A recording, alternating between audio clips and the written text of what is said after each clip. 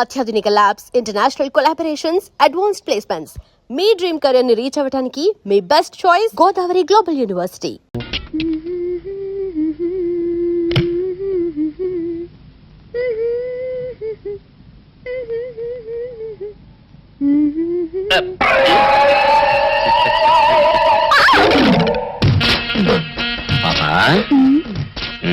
నేను ఒకటి అడగనా? ఏంటది? మరి అడుగు. అదే నువ్వింత అందంగా ఉంటావు కదా, మరి ఎవ్వరు దొరకనట్టు చూస్తూ ఈ ఫేస్ ని ఎందుకు లవ్ చేసావు చెప్పవా? వదిలే రాజా, చెప్తే బాగోదు. మరదే చెప్పా ప్లీజ్. చెప్తాను కానీ నువ్వేమనుకోకూడదు. నేనేమనుకోను. కోపడకూడదు. కోపడతావా? నిన్న అది జన్మలో జరగదు. మొగుడు అందగాడైతే ఎప్పుడు ఏ ఆడది వల్లో వేసుకుంటుందో, ఎక్కడ ఏ సెకండ్ సెటప్ పెడతాడోనని కట్టుకున్న పెళ్ళం భయపడుతూ చావాలి. అదే నీలాంటి వాడు అనుకో, పగలు చూస్తే రాత్రి కల్లోకి వస్తావని ఏ ఆడది నీ మొహం చూడదు కదా. అందుకే నా మొగుడు నాకే సొంతం అనే టైపులో ఏరి కోరి నిన్నే లవ్ చేశాను. ఎలా ఉంది నా ఐడియా? అవును డాడ్, మీరు అడుగుతున్నారు కాబట్టి చెప్తున్నాను. నేను ఇక్కడ అమ్మాయిని చూశాను, ఇష్టపడ్డాను. పేరు రాణి. నో మీరు అవునన్నా కాదన్నా రాణి నా భార్య అవుతుంది. That's all. విన్నావా బాబాయ్? నేను ఇక్కడ రాణిని పెళ్లి చేసుకుంటానంటే అక్కడ ఆయన. నీ సమస్య నాకు అర్థమైంది బాబు. దీనికి ఒక్కటే మార్గం. ఏంటది? రాణిని నువ్వు వెంటనే రిజిస్టర్ మ్యారేజ్ చేసుకోవడం. Register marriage? అవును బాబు. ముందు కోపం తెచ్చుకున్నా ఎంతైనా కన్న తండ్రి కదా, తర్వాత ఆయన ఒప్పుకుంటాడు. ఐడియా బానే ఉంది కానీ. బాగానే ఉంది కాదు, బ్రహ్మాండంగా ఉంది. ముందు నువ్వు అను. సరే, మీ ఇష్టం.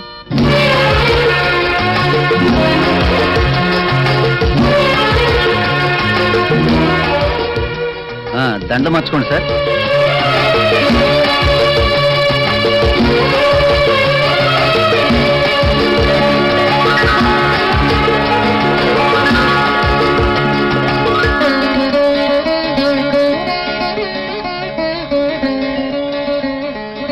ముందు కుడికాలు లోపల పెట్టరండమ్మా.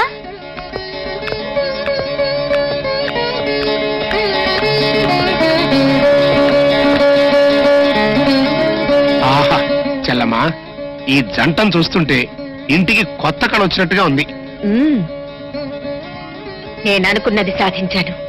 ఈ రోజుతో ఆ మాధవ పేడ శాశ్వతంగా విరగడైపోయింది. ఇవాళ నాకు చాలా ఆనందంగా ఉంది. మన ఫ్యాక్టరీ వర్కర్స్ కి 1 నెల బోనస్ అనౌన్స్ చేయి. అలాగే.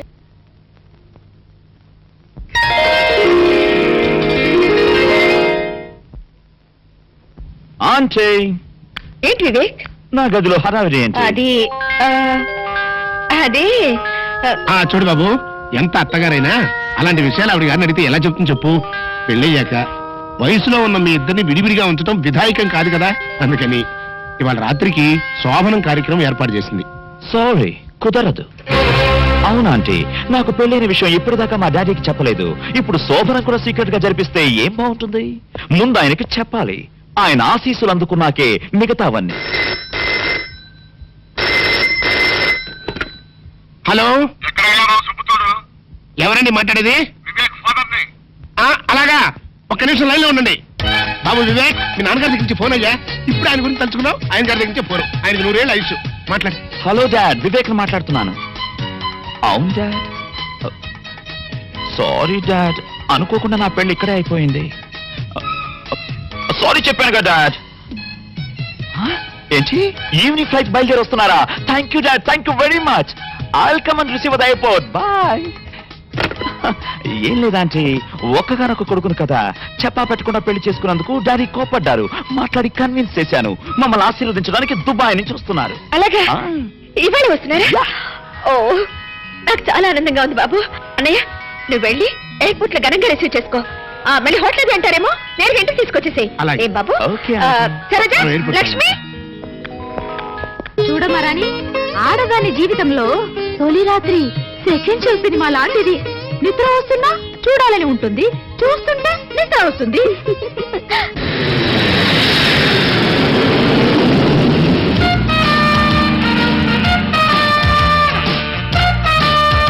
రండి సార్, రండి. ఇదే మా చెల్లాయి భవంతి.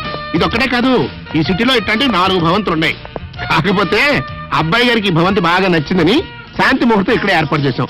ఇకపోతే ఈ ఇంటితో పాటు ఈ ఇంటి ఇల్లాలు మీ కోడలు కూడా నచ్చుతుందని నా ఉద్దేశం. బిల్డప్ చాలు గాని అత్తగారిని పిలవాలి. అలాగే. చలమా చలమా వచ్చేసారా? రండి రండి. ఏమిటన్నయ్యా అలా నుంచోబెట్టి మాట్లాడేస్తున్నావు? కూర్చోమను.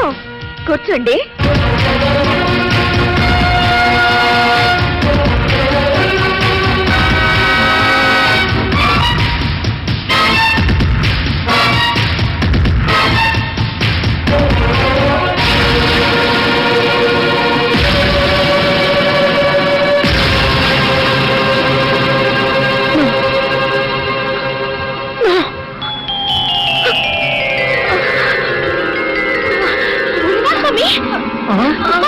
అర్రే, ఏంటి చెల్లమ్మా ఉన్నట్టు పడిపోయావు? ఇవాళ రాత్రికి మీ శోభన కార్యక్రమం కూడా పెట్టుకున్నావే. దానికి తొందరే ఉందండి. ముందు మీ చెల్లమ్మ సంగతి చూడండి. చెల్లమ్మా ఏంటమ్మా అట్ట పడిపోయావు? అట్లా చూస్తూ ఊరుకుంటారంటే తీసుకెళ్లి మంచం మీద పడుకోబెట్టండి. నేను డాక్టర్ ఫోన్ చేసి వస్తా.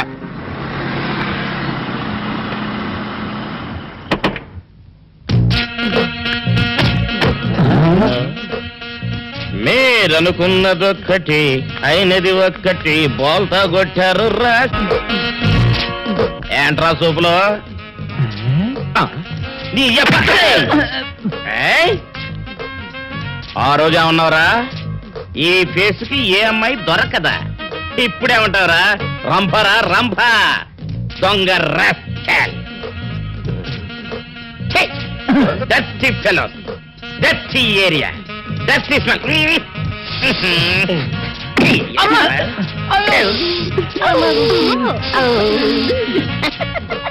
Come on, Ollie, come on.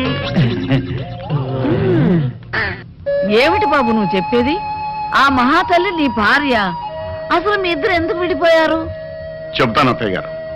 నేను మోహను రావే కాకుండా మాకు రామకృష్ణ అనే ఒక ప్రాణ స్నేహితుడున్నాడు.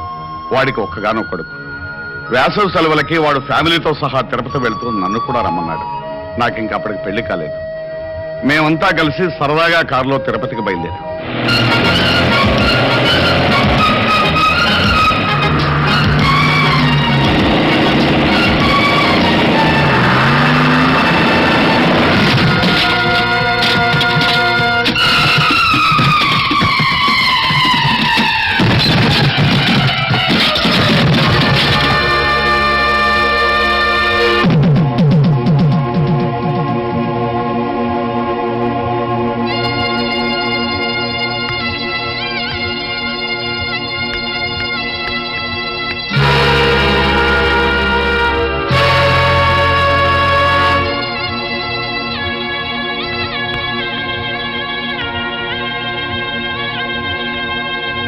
పెళ్ళయిన తర్వాత 1-2 సార్లు ప్రమేలతో విషయం చెప్పాలని ప్రయత్నించాను.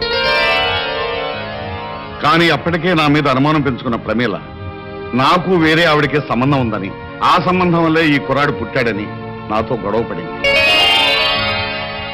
ఎంత చెప్పినా వినకుండా యక్ష ప్రశ్నలు వేసి వేధించి చివరికి నాతో తెగదెంపులు చేసుకుని నన్ను ఇంట్లోంచి పంపేసింది.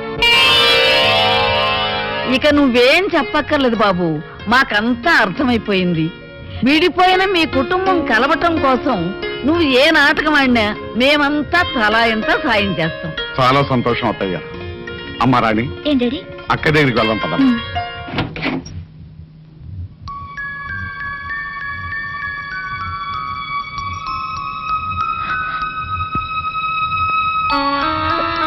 అమ్మా మధు, ఊరుకోమ్మా, ఊరుకో. ఎలా ఉన్నావమ్మా? అమ్మకి మీకు దూరం అయ్యాననే బాధ తప్ప నాకే దిగులు లేదు నాన్న. పిచ్చి తల్లి, మీకు దూరంగా ఉన్నానే కానీ మీ అమ్మలాగా మిమ్మల్ని దూరం చేసుకోలేదమ్మా. ఇంకెప్పుడు మీ కళ్ళ ముందే ఉంటాగా. రండి నాన్న. మధు, మీ అల్లుడు గారు నాన్న. ఇంతకాలం తర్వాత మీ మావయ్యని పరిచయం చేసుకోవాల్సి వచ్చిన దురదృష్టవంతుడు బాబు. భలేవారే మావయ్య, కొత్తగా మీ పరిచయం దేనికి? మీ అమ్మాయి మిమ్మల్ని తలుచుకొని రోజంటూ ఉంటేగా. పైగా మా మర్తల పిల్ల రోజు వచ్చి వాళ్ళ అక్కను ఓదార్స్తూనే ఉంటుంది. అవునన్నా, పాపం బావగారు అనాథల్లా బాధపడకుండా రోజు ఇక్కడికి రావడం అలవాటు చేసుకున్నాను. చిన్నపిల్లవైనా నీ పెద్ద మనసుకి గర్వపడుతున్నానమ్మా. అంతకన్నా గర్వపడే విషయం మరొకటి ఉంది మావయ్య. మీ పెద్దమ్మాయి నన్ను తండ్రిగాను మిమ్మల్ని తాతగాను ప్రమోట్ చేసింది. చాలా సంతోషం అమ్మా. నీకు పసుపు కుంకాలు ఇవ్వలేకపోయినా నువ్వు నన్ను తాతం చేస్తున్నావు. నీ ఆశీర్వాదం ఉంటే నాకు అంతే చాలు నాన్న. ఏ జన్మలో ఏ పాపం చేసుకున్నాం, మన కుటుంబంలో అందరూ ఒకరికొకరు కాకుండా అయిపోయాం. నేను అనుకున్నదంతా జరిగి మళ్ళీ మనందరం ఒకటయ్యే రోజు కోసం ఎదురు చూద్దాం.